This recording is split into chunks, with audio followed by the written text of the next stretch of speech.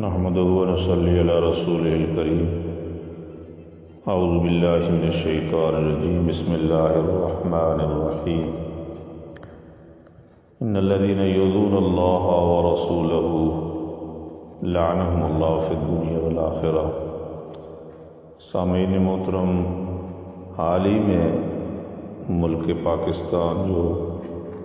ایک نظریے کی بنیاد پر لاکھوں قربانیوں کے بعد معرض وجود میں آیا تھا، اسلام کے نام پر اس ملک کے اندر اللہ اور اللہ کے رسول کے نام لینے والوں اور عاشقان مصطفیٰ پر جو کچھ ظلم ڈھائے گئے، تاریخ کی صفحات یہ ایسی ظلم کی داستانیں بہت کم ملتی ہیں کہ ریاست کے ہاتھوں ریاست کے نظریے پر قائم رہنے والے عاشقان مصطفیٰ کو گولیوں کا نشانہ بنایا گیا۔ میں بحیثیت جمعیت علماء اسلام جموں و کشمیر راولپنڈی ڈویژن امیر کی حیثیت سے اس واقعے کی پرزور مذمت کرتا ہوں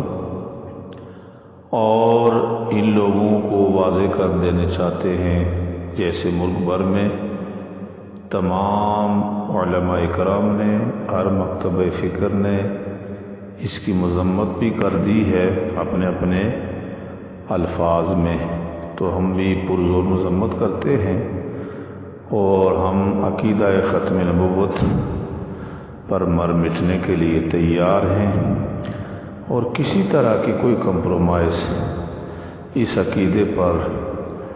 نہ ممکن ہے، نہ ہو سکتی ہے، نہ اس میں ذرا بر بھی کوئی شک اور تردد کیا جا سکتا ہے۔ لہذا جن جن حضرات نے ان عاشقان مصطفیٰ کو نشانہ بنایا وہ بچ نہیں سکیں گے، اللہ کے عذاب کی زد میں بہت جلد آ جائیں گے۔ اور یہ تاریخ ہے، اس بات چیز گواہ ہے کہ جب بھی کبھی اللہ کے پیارے نبی صلی اللہ علیہ وسلم کی شان اقدس پر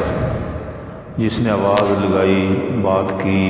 یا جس نے بھی ساتھ دیا، وہ ذلیل ہوئے، خوار ہوئے۔ تم چند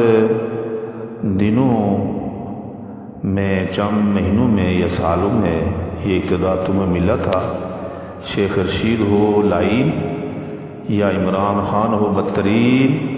یا نور القادری ہو، یا اس طرح کے دوسرے ہوں، یہ لائن بچ نہیں سکیں گے،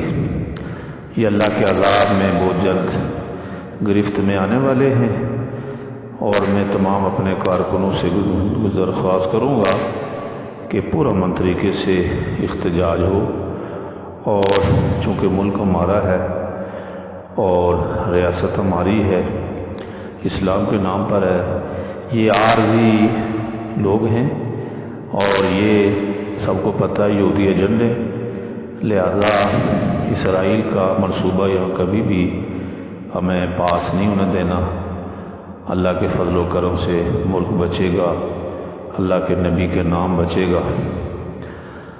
نہ دبے ہیں نہ دبیں گے، خاموش زبانوں سے تقریر کریں گے، ارے بے ساختہ نکل آئیں گے آنسو تیرے، شیخ رشید اور نور القادری اور عمران سن لو، ارے بے ساختہ نکل آئیں گے آنسو تیرے، جب تجھے تیری ہی تصویر پیش کریں گے۔ باز آ جاؤ، باز آ جاؤ، باز آ جاؤ، فی الفور فرانس کے سفیر کو ملک سے نکال دو اور تمام مصنوعات پر سرکاری سطح پر پابندی لگا دو۔ اس سے پہلے تاریخ گواہ ہے کہ جب بھی کبھی حضور نبی کریم صلی اللہ علیہ وسلم کے شان اقدس میں کہیں گستاخی ہوئی ہو تو فوراً ریاست نے نوٹس لے کر ایسے لائنوں کو سزا دی ہے۔ تو آج ریاست جو ہے وہ حضور کے گستاخوں کے ساتھ ہے، اور عوام جو ہیں وہ اپنی بے پناہ قربانیاں لے کر اٹھ کھڑے ہوئے ہیں۔ اللہ تعالیٰ ہمیں اپنے ایمان کی، اپنے پیارے نبی کی عزت اور ناموس کی حفاظت کرنے کی توفیق و ہمت عطا فرمائے۔ وما علینا الا البلاغ۔